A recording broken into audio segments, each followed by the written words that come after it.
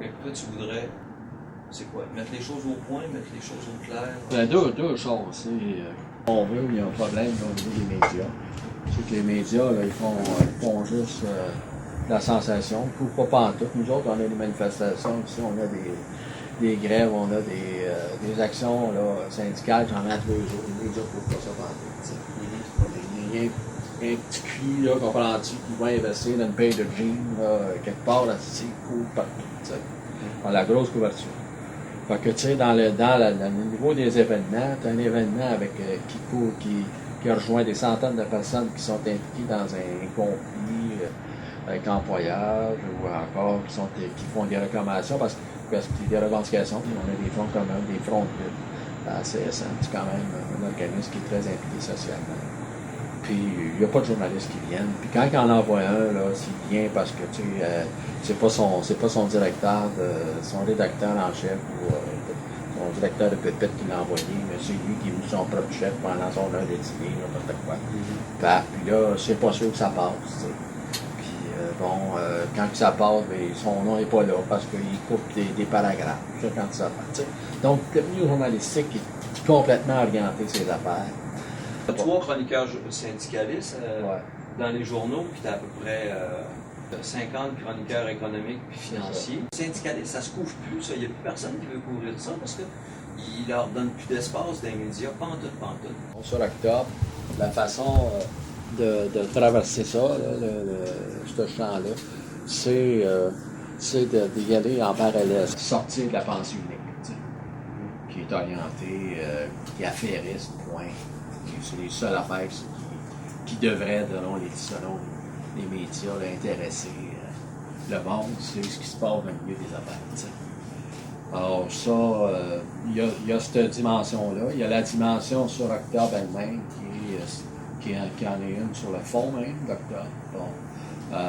C'est-à-dire un groupe de jeunes qui étaient très impliqués, qui étaient dans la vague de la jeunesse des années, la fin des années 60, la politisation, extrême politisation de la jeunesse, toute une jeunesse populaire qui est rentrée à l'école avec la démocratisation de l'éducation au début des années 60 et qui, à la fin des années 60, cette première génération-là a atteint une maturité et dans les rues et revendique et fait le lien entre la question nationale puis l'émancipation sociale. Et tout ça forme un tout et c'est de cette vague-là qu'est né, sont nés les premiers FLQ, puis le dernier aussi, 70. Donc, il y a une vague de politisation de la jeunesse, une implication sociale, politique de la jeunesse. Je dirais révolutionnaire au sens propre du mot, profond du mot. Ça correspondait à d'autres mouvements à l'époque. Il y en avait plein qui avaient Black Panthers, le mouvement de la jeunesse. Bon, c'est sûr qu'il y avait des particularités là, au Québec là, sur la question nationale, puis aussi sur les questions sociales, du fait qu'il y avait eu du Plessis. Tu parles du roll-ball, mais le roll-ball, il pourrait être pire aujourd'hui. Oui. Pourquoi qu'il n'y en a plus de Felkis? Parce que le système se reprend. Le système, là, si ce système-là dure, qui est basé sur l'aliénation quelque part, c'est qu'il est capable de remettre l'aliénation à l'autre jour.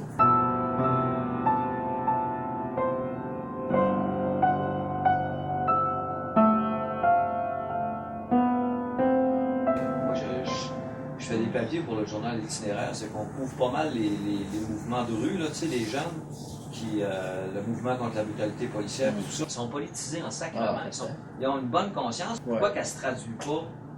Elle se traduit carrément contre la police, pas contre les politiciens. Oui, parce que c'était pareil dans le temps. Le premier ennemi concret que tu vois, là, c'est le policier en face de toi avec une matraque.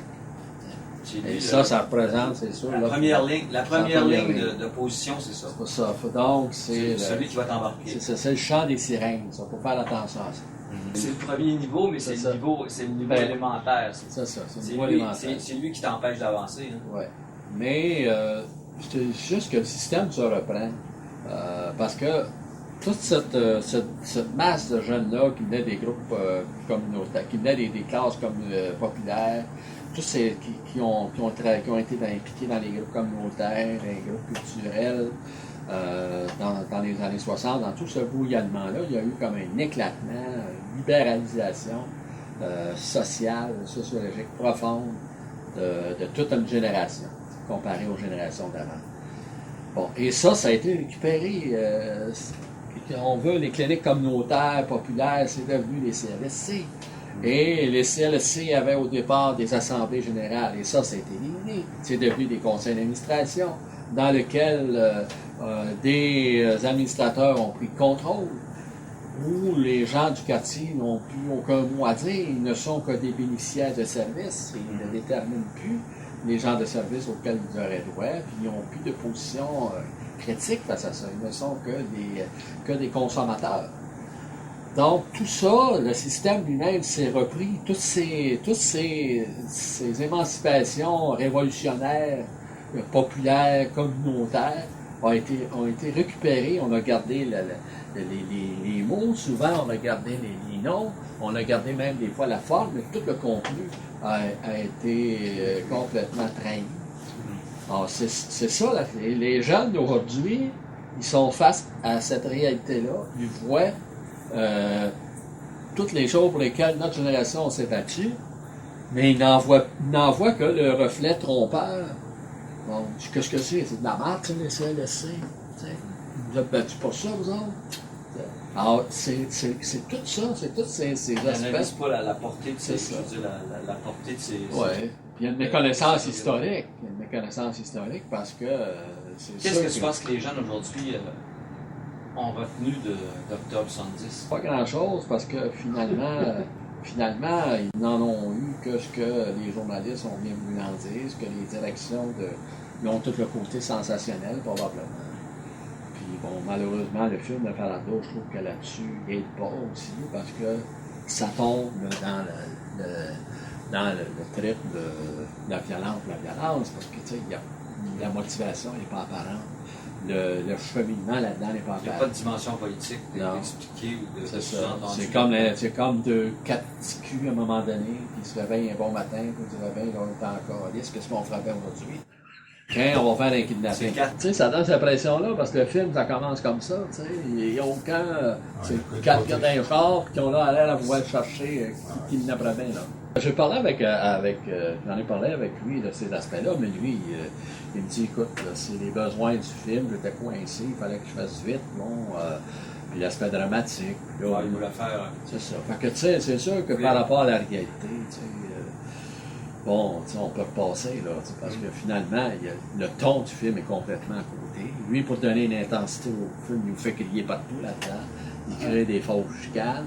Alors que tu comprends que dans des événements d'une telle intensité, on n'avait même pas le temps de se chicaner. Moi, je n'avais même pas mangé pendant une semaine.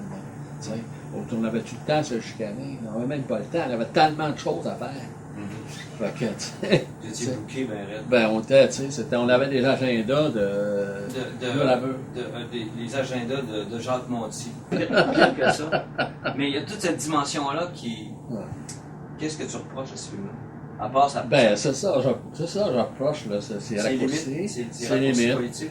Puis son manque, tu sais, à la limite, ça pourrait, c'est comme, une valorisation de la violence, tu sais. N'importe qui peut regarder ça, puis il peut aussi bien se dire, bon, qu'est-ce qu'on fait demain matin, là, tu sais. Sans que, nécessairement, ça soit relié à un idéal politique. Que ce soit relié, puis tout le processus qui fait qu'on en est arrivé à la lutte clandestine. T'sais. Donc, toutes les voies démocratiques qu'on avait, là, toute cette jeunesse-là.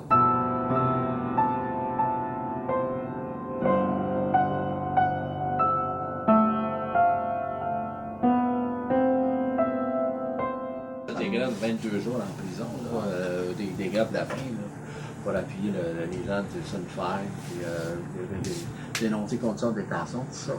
Mais celle-là, c'était des affaires conscientes. L'autre, c'était pas conscient. Tu t'en aperçois après. Avant de faire des films sur Octobre, je sais pas si tu le sais, mais ça a pris Michel Brault, comment est-ce que ça y a pris Ça a pris presque 7-8 ans avant de traiter ce sujet-là qui était tabou. Ça a toujours été tabou pendant un bon bout de temps. Tu sais, il dit, bon, mais là, moi, j'avais le budget, il m'aurait coupé le budget parce que les conservateurs étaient pour être battus. C'était évident de plus en plus parce qu'il a fait ça pendant il a fait le film, il a tourné, il a fait le tournage pendant le dernier mois de la campagne électorale. Les libéraux rentraient, puis les libéraux ne voulaient rien savoir de ce film. Donc, on a tué un film sur Octobre. T'écrirais-tu quelque chose sur Octobre? Oui, je travaille actuellement. Je travaille sur des procès, mais à travers les procès, c'est comme une vision des procès vus d'aujourd'hui, si on veut. Ouais. Donc, c'est toute cette dimension-là d'Octobre qui peut être intéressante. Bon, moi, je pense que les éléments universels là-dedans, les revendications pour une société un peu plus égalitaire, une société où il y a moins d'exclusion. Bon, tu disais tantôt aussi, bon, c'est pire qu'à l'époque, mais c'est pire partout aussi, tu sais, c'est pire, je veux dire, c'est pire au niveau de la conscience, c'est pire au niveau de l'organisation, parce qu'il y a eu une rupture. Il n'y a pas eu de tradition là, de transmise, de tradition d'organisation, de changement social, tout ça. Le système s'est retourné vite et a récupéré tous ces outils-là populaires qui avaient été mis en place par cette génération-là et a gardé les noms, mais a tout changé les contenus. Bon, et ça, bon, ben, il n'y a pas, dans le plan d'histoire, il y a une coupure, il n'y a pas rien qui a été transmis aux générations qui sont venues et qui viennent par après. Et c'est un peu le problème de toute l'histoire du Québec. Les événements d'Octobre, ça passe un peu comme une espèce d'accident de parcours, comme si ça avait obéi à aucun événement précédent, puis comme si c'était arrivé là par accident. Ça va pas plus loin que ça. Puis notre histoire est faite comme ça. Elle est faite d'amnésie. Au Québec, je me souviens, c'est l'amnésie. Et l'amnésie d'une génération à l'autre. Mais le manifeste qui a été écrit demeure quand même. Oui. Mais renouvelé, tu sais. Oui, mais voilà. Encore très pertinent. Non, mais regarde, nous autres, quand on a commencé, il y a un paquet d'affaires qu'on ne connaissait pas. Le flux global, on ne connaissait pas. La conscription, on ne connaissait pas. Les patriotes, on venait juste l'apprendre. Tu comprends? Puis ça, c'est une génération où l'éducation a été démocratisée, ce qui est plus le cas aujourd'hui. L'éducation n'est pas démocratisée, elle coûte cher, l'éducation. C'est pas tout le monde qui peut y aller, comme nous autres, des fils ouvriers. Mon père, il gagnait 4 000 $ par année à l'époque. Il travaillait 16 heures par jour. Ma mère aussi travaillait comme maîtresse. Puis on a réussi à l'école. Toi, quand tu travaillais, t'as fait bien des job-in? Ben les job-in pour pouvoir continuer après tout le système primaire, secondaire. Puis, bon. Mais tout ça, c'était acquis des générations de mes parents. Alors, c'était seulement que les fils là, de l'élite là, qui pouvaient aller, l'élite cléricale, qui pouvaient aller des avocats, des notaires, des médecins qui pouvaient aller à l'école, faire les études supérieures, ce qui n'était pas le cas de notre génération. Mais maintenant, ça tend à revenir vers ça. Ça tend à revenir vers ça parce que le clivage se fait par l'argent, c'est tous les coûts secondaires qui font que finalement, ça coûte un bras à l'université, sans compter le prix maintenant, le coût des cours qui ont augmenté de façon faramineuse. Alors ça, bon, ça, on en paye socialement le prix, mais en même temps, c'est des choix politiques. Les classes possédantes là-dedans, c'est un choix très raisonné qu'ils ont fait.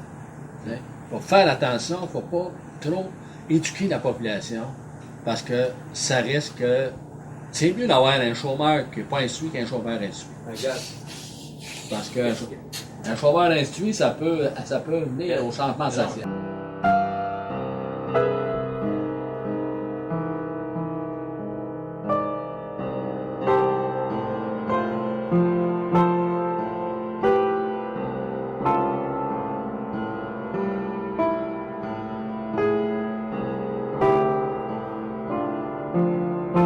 Si tu avais 20 ans aujourd'hui, tu te préparerais-tu à aller manifester à Québec en avril 2020? Sûrement.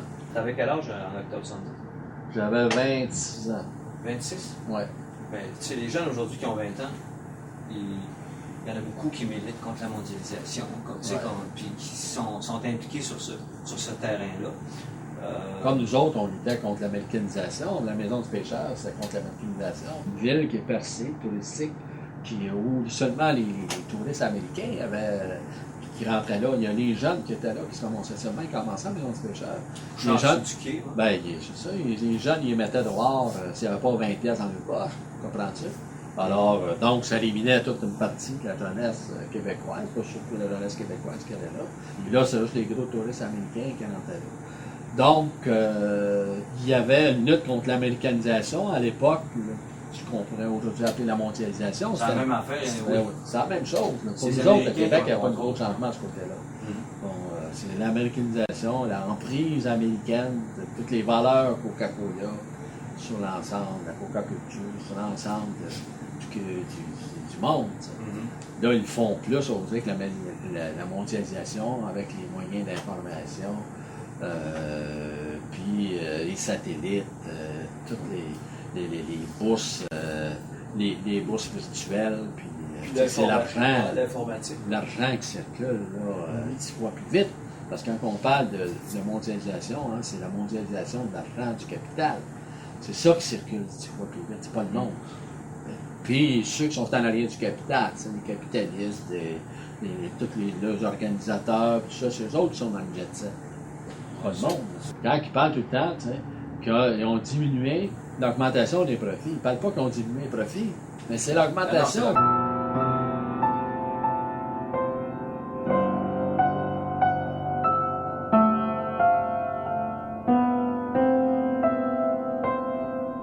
C'est un bon filon ce que tu dis là, le filon des petits culs qui ont 20 ans, puis qui ont une conscience politique beaucoup plus développée qu'on pense. Ouais. Puis si on faisait un parallèle avec ceux d'aujourd'hui, et justement, les absences, les raccourcis qu'on a faits, les absences d'explication, ça pourrait avoir un certain sens. On pourrait filer là-dessus. Oui. Puis même, je te dirais qu'historiquement, sociologiquement, c'est ce qui a marqué le Québec. C'est l'impossibilité de transmettre d'une génération à l'autre les libérations. Parce qu'on en a fait des libérations. Chaque génération en a fait. Mais c'est toujours à recommencer d'une génération à l'autre. Parce qu'il y a une rupture historique entre les deux. La transmission ne se fait pas. La mémoire est coupée. C'est l'amnésie qui se place. Comme tu as dit, moi-même, là, pourtant, qui était quand même assez informé à l'époque, sur les générations précédentes, je parle de tous les aspects de changement social. C'est sûr qu'on est informé sur toutes les niaiseries. Bon, toutes les affaires, là, statu quo et tout, là, sont là, en masse d'informations là-dessus. C'est l'histoire de la vie des marais, là. C'est plus connu que. C'était plus connu à l'époque. La presse de Montréal, les premiers sénateurs d'Endurant, tout ça. C'était plus connu que l'histoire des Patriotes. Bon, ça, c'est. Quand j'étais jeune, les Saint-Martin canadiens, bon, sur toutes les niaiseries comme ça, ça c'était archi connu. Bon, mais ce qui était vraiment du changement social, moi, il y a des affaires que j'ai apprises, que je suis tombé des nues. Bon, et à travers tout ça, mais une population pacifique, tout ça. Alors ça existe aujourd'hui, si on regarde la rupture entre l'information et tout ce qui s'est passé dans les années 60 et les années 70 au Québec, que toute l'éveil de cette génération-là, bon, ben, il y a une rupture par rapport maintenant aux jeunes aujourd'hui en termes de transmission de l'information, transmission de la culture, des valeurs, des convictions. Il y a une rupture là. Puis en même temps, il faut dire aussi que les porteurs de tout ça se sont un peu usés à la tâche. Et ça aussi, c'est un phénomène, je dirais même pas de génération, c'est un phénomène naturel.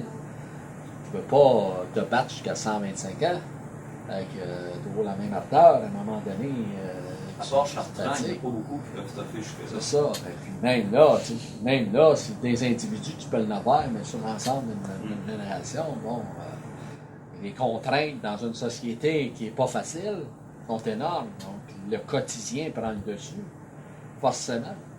Puis c'est pas tout le monde qui peut envoyer promener sa famille. Il peut dire, je n'aurai pas d'enfants, j'aurai pas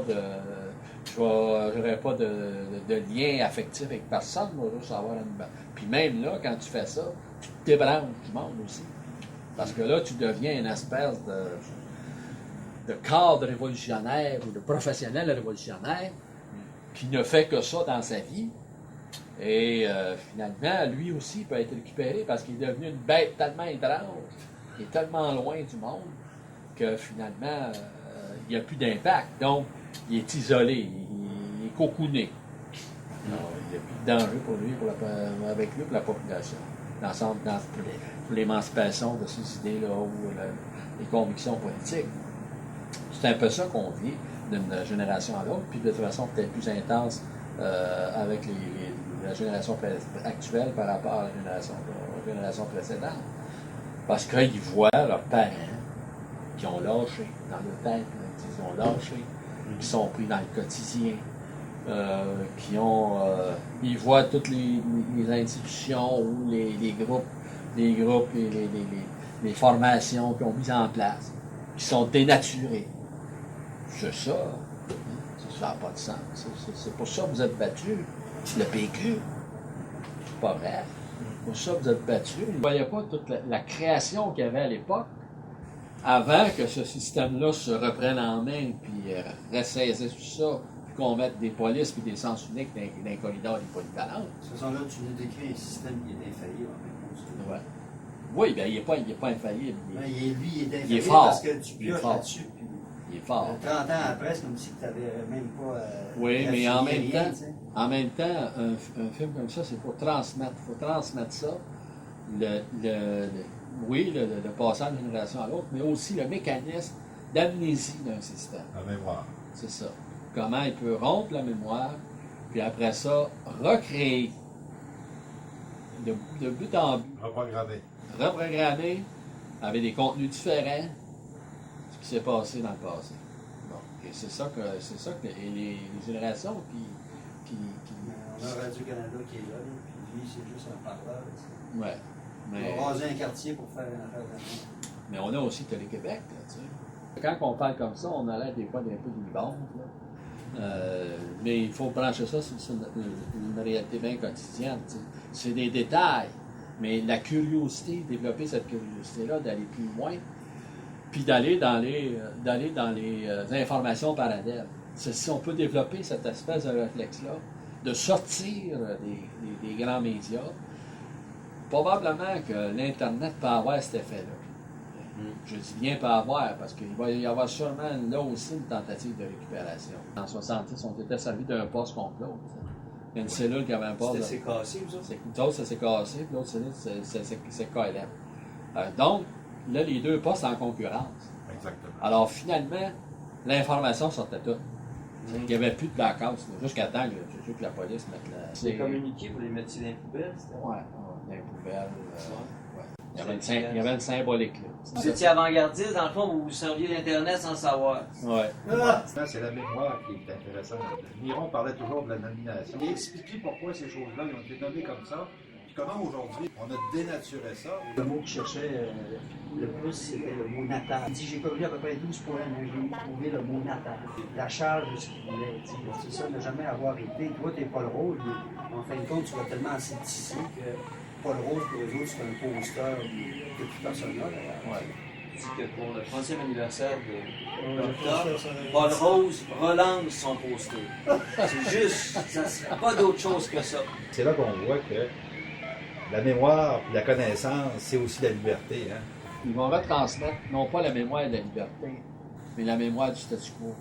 Et la mémoire de la liberté, elle est complètement occultée. De toute bannie, de tout le... Regarde, juste le 1837, c'était des trous.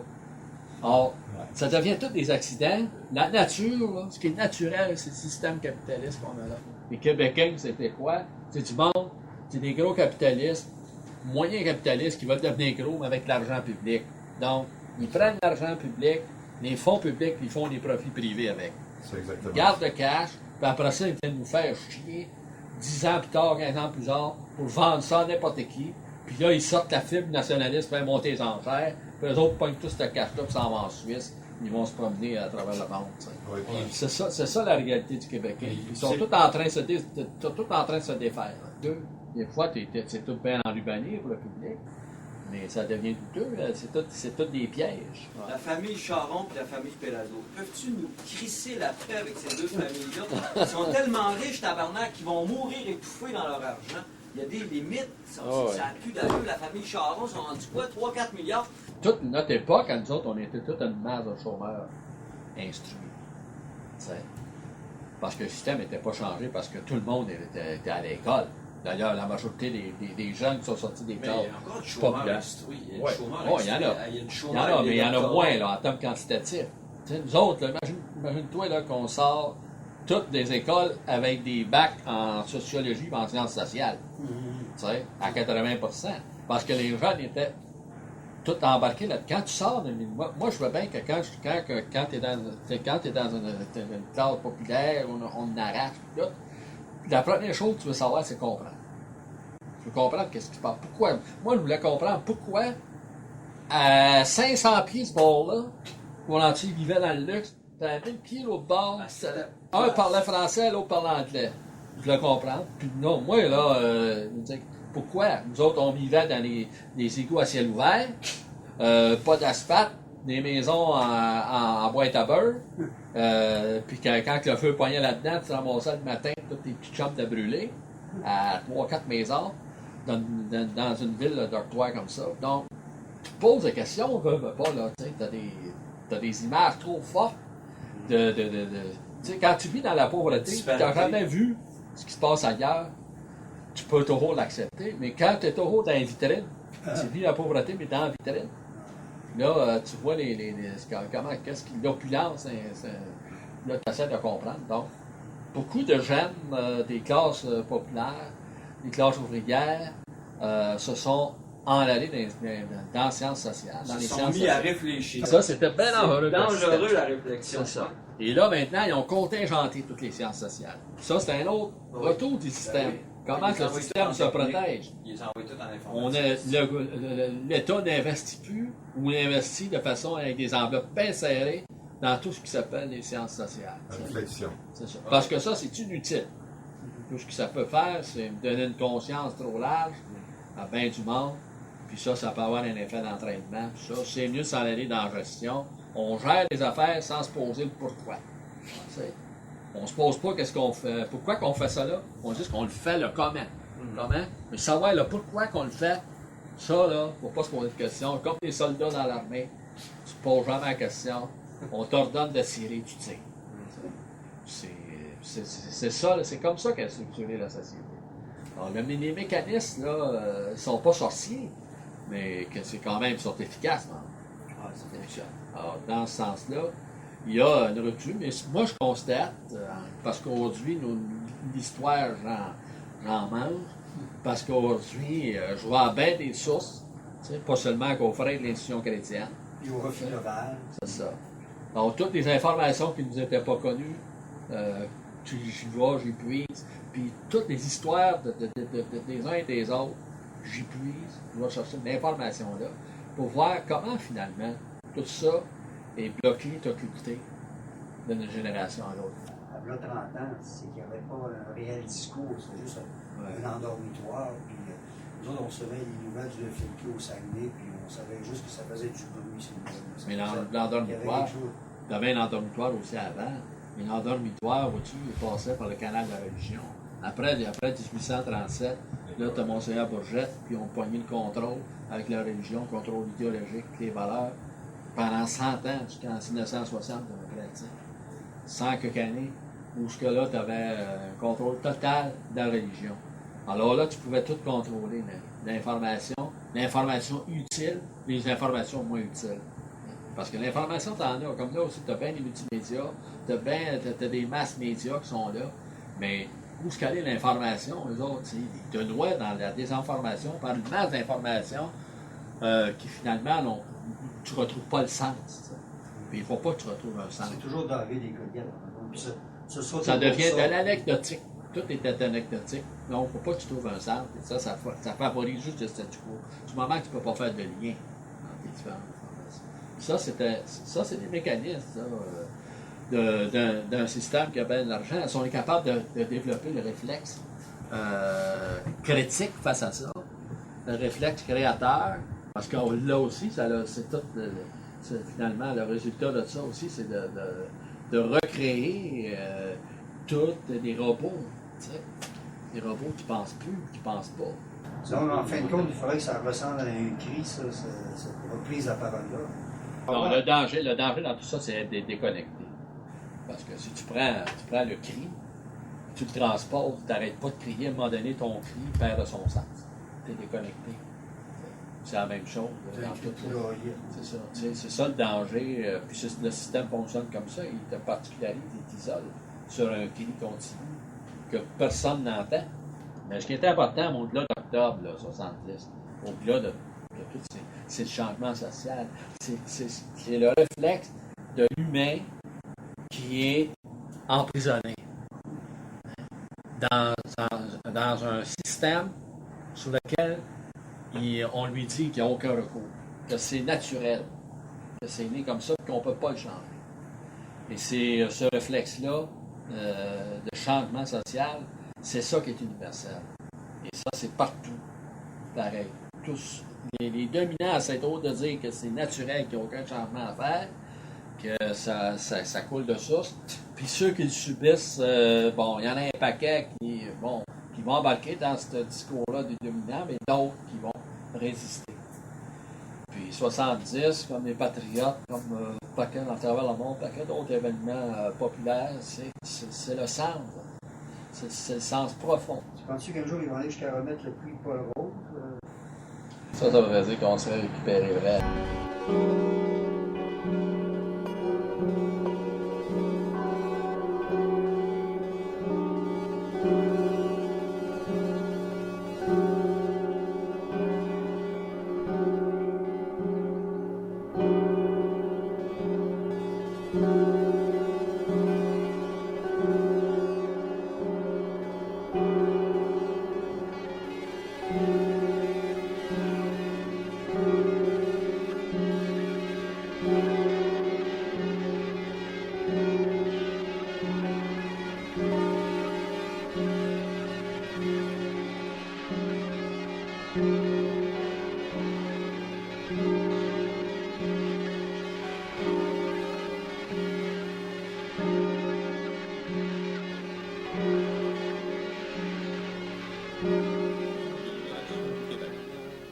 Manifeste.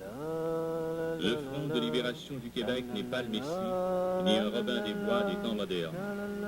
C'est un regroupement de travailleurs québécois qui sont décidés à tout mettre en œuvre pour que le peuple du Québec prenne définitivement en main son destin. Le Front de libération du Québec de l'indépendance totale des Québécois, réunis dans une société libre.